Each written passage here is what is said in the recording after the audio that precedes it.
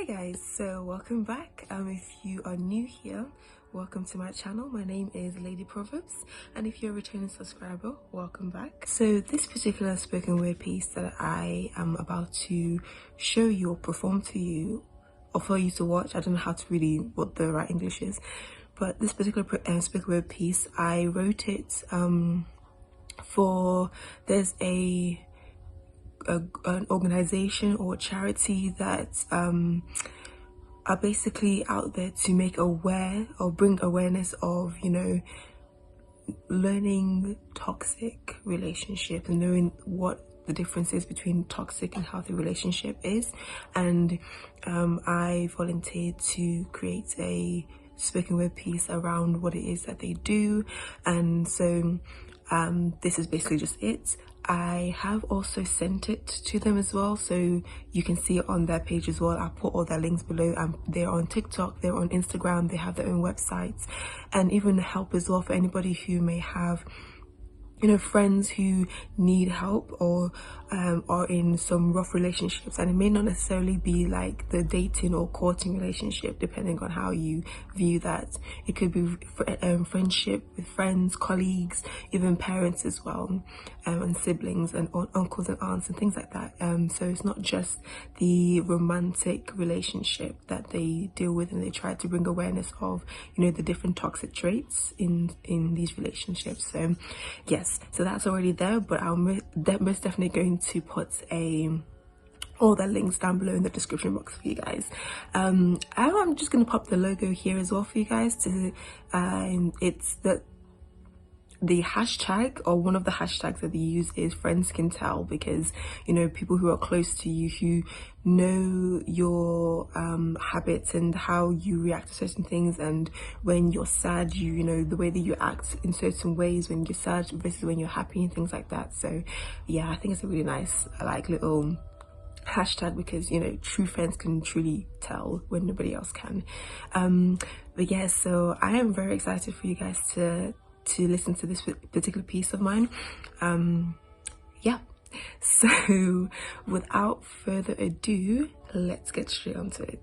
Am I in the wrong for choosing my own needs over others, for putting myself first when the calls of family members become a bother?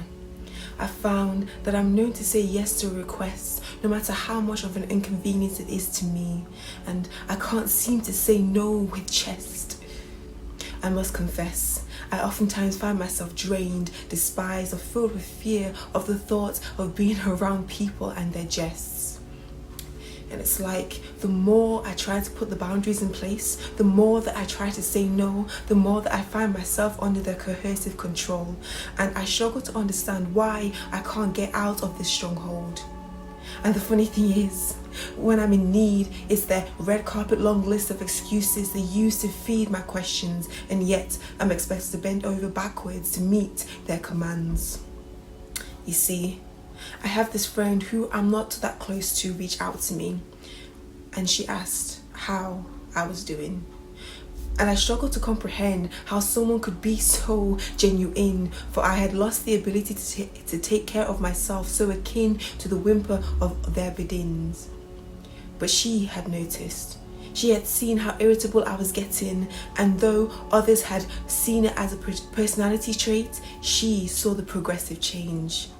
And at some point during our conversation, I let her in. I told her what had been happening and how I felt like I was caged in.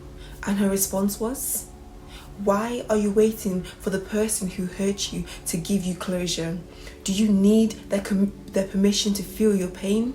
Do you need them to tell you just how terrible it was? Are you not the one who experienced it?" And I must admit, I've been given the responsibility to the very people who abused their power immensely, to not just put me back together again, but to do so perfectly. And you see, like Humpty Dumpty, he was labelled as clumsy. Did those in the circle really care for him at all? You mean to tell me that with all the king's horses and all the king's men, not one could advise Humpty to climb down from that wall? You see, I held on to the hopes that despite being treated any kind of way, that perhaps one day I'll be treated the right way. And I know that it was doing more harm than good, but if you stood in my shoes with the little knowledge of this fact, would you honestly say that the outcome would be any difference? I kept seeing all the reasons to leave, but still chose to stay. Like the times when they were wrong but they refused to say, but would rather put my weaknesses on display as a tactic of reinforcing their assertion, much to my dismay. Or the times when I was hurt but still told to get a grip, so I covered it up and tucked it away. And how do you say no to someone that is an emotionally unstable antagonist, twisting things into a personal attack? No matter how sweet or polite you put it, you may as well have hit them in the back. Oh, and let's not forget the feeling of being overlooked and unheard in conversations. And the realization that my safety guard has now become a prison ward, constantly feeling that like a mat being trodden upon, trust repeatedly broken, respect long gone. And because of the cycle of measuring how they're feeling, walking on eggshells so not to awaken the beast, I'm left hollow and silently weeping. Does anybody see? Does anybody care at all? And to the friends who sense that something's the matter, don't leave it to possibly resolve itself, because they may not even know that they're in danger. And it only takes one action before they are 6 feet under. So act now and not later. Be your brother's keeper. Don't let them stay in their misery. Others may think that all is well. Friends can always tell. So I hope you guys enjoyed that as much as I did. I'm not gonna lie, this particular spoken word piece took me a while to write, because ever since when the lockdown happened, the global lockdown happened, and then coming out of that, I found it very hard to come back into writing spoken word pieces again. So this is the very first one that I've written since coming out of lockdown and all the pandemic issues that happened, you know. So yeah, I hope you guys enjoyed that. Not all my spoken word pieces I'm going to do an introduction and an outro for when I do the videos to post on YouTube, but I just wanted to come on here because this one's a little bit more special, because obviously I created it as part of something that they can use in their campaign to bring awareness to this relationship thing that is what we all go through. Yeah, so I hope you guys did enjoy it. Don't forget to like, comment and subscribe. Let me know in the comments below if any of the traits or what toxic traits you see in friendships and other types of relationships, whether it's work and colleague to colleague, university classmates, you know, normal school, secondary school classmates, family, romantic relationships, etc. So I'd love to know what are some of the things that you think are, you know, traits of a toxic relationship, or going into a toxic relationship, a relationship with really no boundaries.